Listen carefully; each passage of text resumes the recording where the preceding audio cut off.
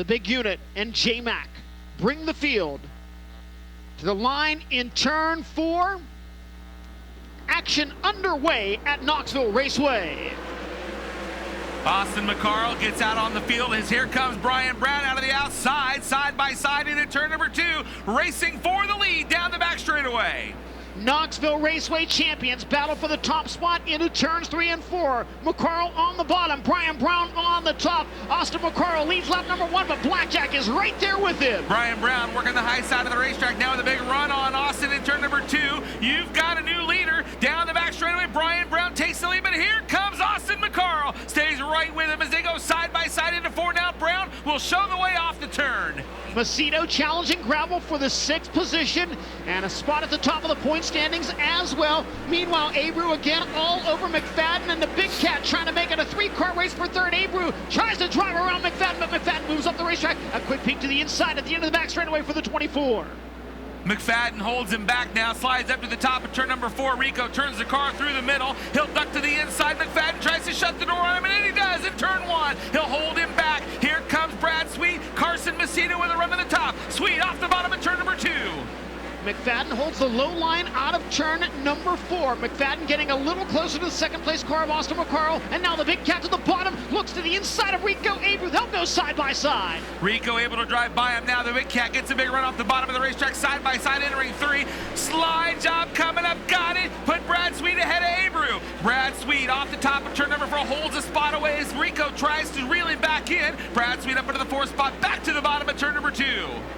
That's the enough for Brad Sweet to capitalize. Sweet moves to the inside, gets by James McFadden. Brad Sweet now into the 3rd spot. Carson Macedo and Giovanni Scelzi waging war for position behind them. Macedo gets by Scelzi to hang on to the 6th position. Both of them go to the top in turn 1. Boy, they had a torrid battle there a lap ago, swapping a slider there in 3 and 4. Down the back chute now, they'll go single file toward turn number 3. Meanwhile, James McFadden trying to close back in on Brad Sweet, who's up on the top of the racetrack. Brad Sweet running 3rd. Here comes McFadden in 4th. McFadden tries a car width off the cushion. Bobbles by Sweet. Keeps the spot in turn 2. Through traffic in 3 and 4. Here comes the Big Cat. He'll get by Austin McCarl, but McCarl tries to get back by him on the outside. Squeeze by, no. Nose to tail at the flag stand for 2nd. Brad Sweet 2nd as they cross the line. Austin McCarl trying to take it back. Sweet held up by his car owner, Casey Kane, down low. Couldn't get by the number 9. Another opportunity for Austin McCarl on the bottom side of the speedway in 3 and 4. But Brad Sweet's forced back to the cushion. Austin McCarl holds on to the 3rd spot. Rico getting by James McFadden for the 4th position as they work into 1. Meanwhile, in turn number 2, Brian Brown held up by the lap car of Aaron Reitzel. Brad Sweet still running in the 2nd spot. Car slowing as they work through 3 and 4. We stay green, but boy, big move by Rico around the outside of Austin McCarl. 4 wheels up in the junk as they exit the turn. Rico Abreu 3rd, at least for the moment. The big unit back around him on the outside. Abreu squirts off the bottom to reclaim the 3rd spot once again. Good racing between Rico Abreu and Austin McCarl for 3rd. You catch a glimpse of Brad Sweet, who runs 2nd just in front of them.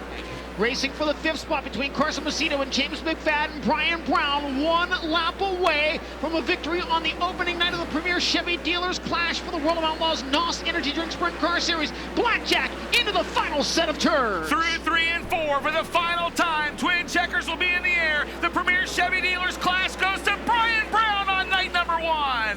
2nd place will go to Brad Sweet. No, Rico gets him at the line. Rico Abreu squeaking out the runner-up spot from Brad Sweet right at the flag stand.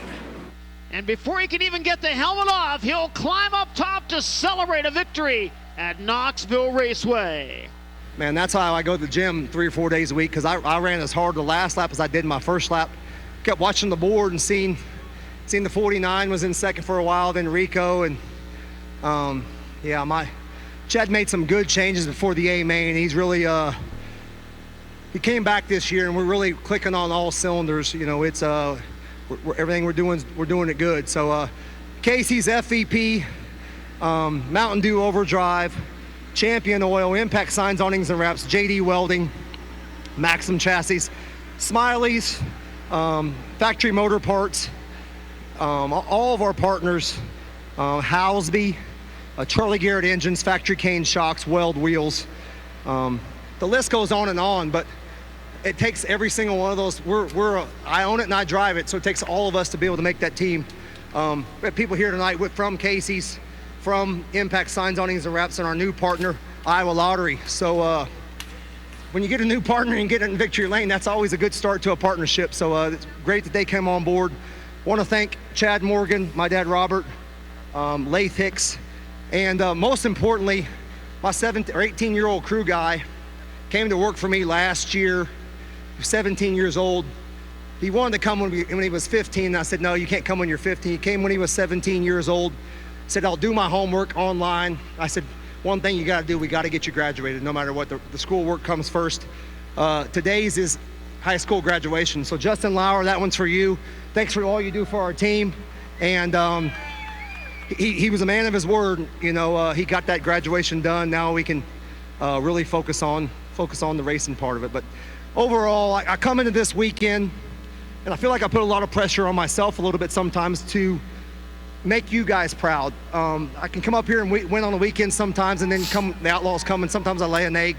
I was so proud to see Austin on the pole, me being third. I've said all along, in order to have a rivalry, you got to beat these guys, and the PA posse beats them. I don't feel like we do it enough, but I feel like I did my part tonight. Just like I said, I'm proud of all of our partners, proud of our whole team. Thank you, Charlie Garrett, for an awesome engine. I'm rambling on. I want to thank my wife, Heather, too. I want to thank the gatekeeper down there that lets her come down here. And like I said, it's Casey's Popcorn, Victory Lane. What could be better? Yeah, absolutely. I feel like I've ran the bottom. I've been known to run the top a lot, probably more than I should. I didn't think I run the bottom just as good this year as I have in the past. And I just felt like when I went down there, I don't know who I passed, the lap car, and I felt like, man, that was pretty good. And I knew Brad, he normally runs the bottom, you know, and he runs it as good as anybody in the whole world. So I knew, if nothing else, maybe it would mess up his timing a little bit. And Rico, you never know. He's a good friend of mine, but he's having a phenomenal year, and I'm proud of his team. But you never know. But most importantly, tonight's about us. Proud of our whole team. Proud to win the World of Outlaw race again. Proud to be a Knoxville regular, and come back tomorrow and see if we can do it again. How about it for Brian Brown, your winner here tonight? For live coverage of every World of Outlaws event and for extended on-demand race content, visit dirtvision.com. For full race results, features, and series news, visit worldofoutlaws.com.